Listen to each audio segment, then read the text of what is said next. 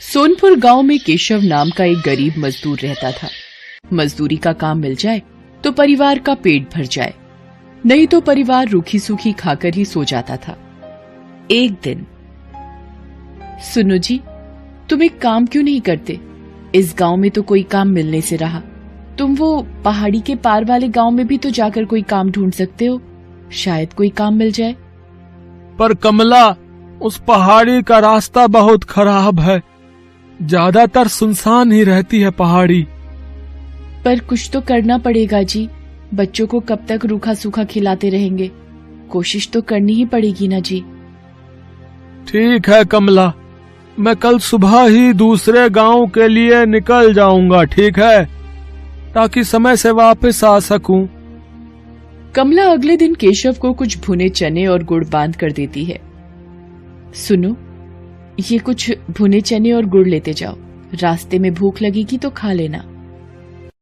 केशव मजदूरी करने के लिए दूसरे गांव निकल पड़ता है। वो उस पहाड़ी के रास्ते चलता जाता है। आधे रास्ते चलने पर केशव थक जाता है।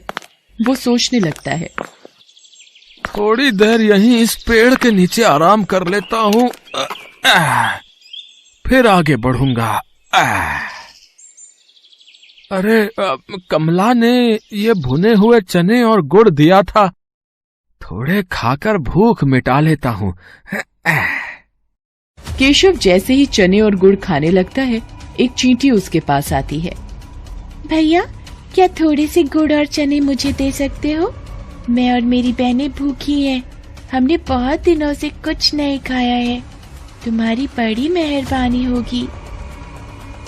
हाँ, ये लो, तुम इन गुड़ और चनों से अपना और अपनी बहनों का पेट भर लो। चींटी खुशी खुशी वो गुड़ और चने अपनी बहनों को खिलाती है। जैसे ही चींटियां गुड़ और चने खाती हैं, देखते ही देखते वो सब सुंदर परियां बन जाती हैं। केशव ये सब देखकर हैरान रह जाता है। शुक्रिया रागीर, आज तुम्हारी वजह से हम श्राप से मुक्त हो गई। हम परीलोक से धरती पर घूमने निकली थी। इस पेड़ के नीचे एक महात्मा भोजन कर रहे थे। हमने भूल से उनके भोजन में कंकड़ फेंक दिए, जिससे उन्होंने हमें चींटी बना दिया और श्राप दिया कि जब तक कोई राहगीर हमें भोजन नहीं देगा, हम अपने असली रूप में नहीं आ पाएंगी। पर तुम इस पहाड़ी पर कैसे? यहाँ तो कोई नहीं आता जाता। केशव परियों को सारी आपबीती सुनाता है, जिसे सुनकर परियां भी बहुत दुखी होती हैं। वो केशव से कहती हैं, तुम चिंता मत करो केशव, तुमने आज हमारी सहायता की है, इसलिए हम भी बदले में तुम्हें कुछ देना चाहते हैं। ये जादुई चूल्हा है, इस पर बर्तन रखते ही ये जल उठेगा और तुम जो भी कुछ खाने को मांगोगे बर्तन में पक जाएगा। मैं तुम्हें एक मंत्र बताती हूँ। जैसे ही तुम एक थी दुल्हन एक था दूल्हा, बंद हो जा जादुई चूल्हा बोलोगे, चूल्हा खाना पकाना रोक देगा। केशव को जादुई चूल्हा देकर परियां अपने लोक में वापस चली जाती हैं। केशव वो चूल्हा लेकर खुशी खुशी घर वापस आ जाता है। अरे, तुम तो बहुत जल्दी वापस आ गए, और ये चूल्हा कैसा? अरे कमला रुको, मैं तुम्हें एक जादू दिखाता हूँ, तुम एक पतीली लेकर आओ। हाँ। कमला एक खाली पतीली लेकर आती है।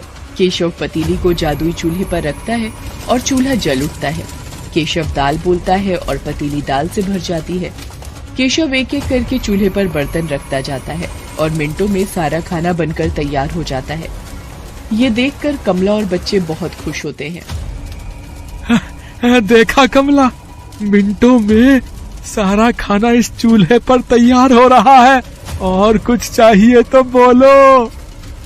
बस बस, अभी इतना बहुत है हमारे लिए।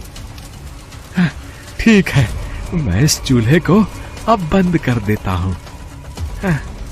एक थी दुल्हन एक था दूल्हा, बंद हो जा जादुई चूल्हा। केशव मंत्र बोलता है और चूल्हा बंद हो जाता है। अब केशव के परिवार को भूखा भी नहीं सोना